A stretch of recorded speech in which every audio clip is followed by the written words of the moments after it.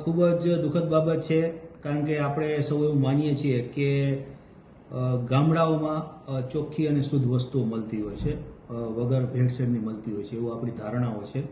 અને એમાં ખાસ કરીને ગીર, કે જ્યાં ગીરની ગાયો જગ પ્રસિદ્ધ છે દૂધ માટે, દૂધની ક્વોલિટી માટે. તો સામાન્ય રીતે આપણા માણસમાં એવી છાપ હોય જ કે ગીરમાં જો દૂધ મળતું હશે તો એ 100% શુદ્ધ અને પોષણક્ષમ જ હશે. પરંતુ અમને છેલ્લા ઘણા સમયથી આવી બાબતની ફરિયાદ મળતી હતી કે ગીરમાં અમુક જગ્યાએ, અમુક નેસમાં, જંગલ વિસ્તારમાં નાની નાની દૂધની ફેક્ટરીઓ છે જે નકલી દૂધ બનાવે છે અને આ નકલી દૂધ આગળ સપ્લાય કરવામાં આવે છે.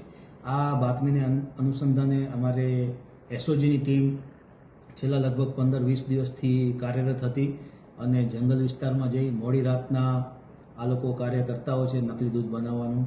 એમાં જઈ અને તાલાલા તાલુકાના ગુંદરણ કરીને ગામ છે આપણે, ત્યાં આગળ એક નેસમાં જઈ અને રેડ કરી છે. તો આ નેસમાં રેડ કરતા જે મુખ્ય આરોપી છે, મુખ્ય આરોપીનું નામ છે રવિભાઈ કાળાભાઈ કરમટા, ગુંદરણના જ રહેવાસી છે.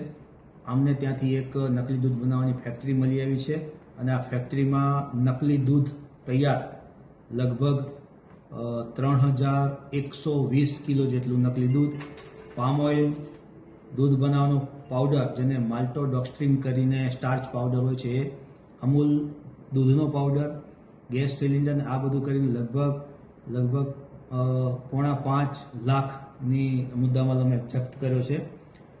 નકલી દૂધ બનાવવામાં જે પ્રોસેસ હતી એમાં આ લોકો પામ ઓઇલનો બેઝ બનાવે છે, પછી એમાં માલ્ટોડોક્સ્ટ્રીન પાવડર, યુરિયા, આ બધી વસ્તુઓ મિક્સ કરે છે અને નકલી દૂધ બનાવે છે.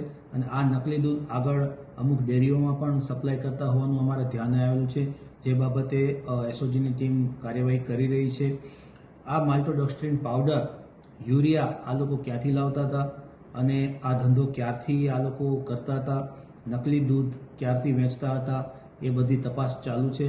પરંતુ પ્રાથમિક પૂછપરછમાં આ રવિભાઈ કરમટા લગભગ રોજનું 3000 લીટર સવારે અને 3000 લીટર સાંજે એવી રીતના ખૂબ જ મોટા પાયે નકલી દૂધનું ઉત્પાદન કરતા હતા. આ નકલી દૂધ એ આપણા સ્વાસ્થ્ય માટે ખૂબ જ હાનિકારક છે. નાના બાળકો અને વડીલો જે એનું સેવન કરે છે એમના સ્વાસ્થ્ય ઉપર ખૂબ જ ગંભીર પ્રકારની અસરો થાય છે. કેન્સર, ડાયાબિટીસ, શ્વાસ ચડવો જેવી ખૂબ જ ગંભીર પ્રકારની અને આંતરડામાં ચાંદા પડવા અને એ પ્રકારની પાચન તંત્રના ખૂબ જ મોટા પ્રકારના ભયંકર રોગો થઈ શકે છે.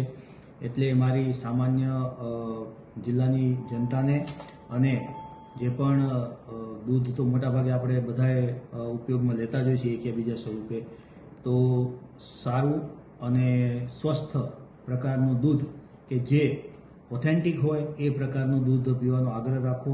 આ પ્રકારના હજી પણ અમારે બાતમી છે કે આ પ્રકારના ઘણા યુનિટો નાના મોટા ચાલી રહ્યા છે અને લોકોના સ્વાસ્થ્ય સાથે ખૂબ મોટા પ્રમાણમાં ચેડા કરી રહ્યા છે. આવા તત્વોને હું ચેતવણી આપવા માંગુ છું કે આ પ્રકારની તમારી બધી પ્રવૃત્તિઓ બંધ કરી દેવી, અધરવાઇઝ અમારી ટીમ આવીને તમારે ત્યાં રેડ કરશે અને તમારે કાયદેસરની કાર્યવાહીનો સામનો કરવો પડશે. ધન્યવાદ.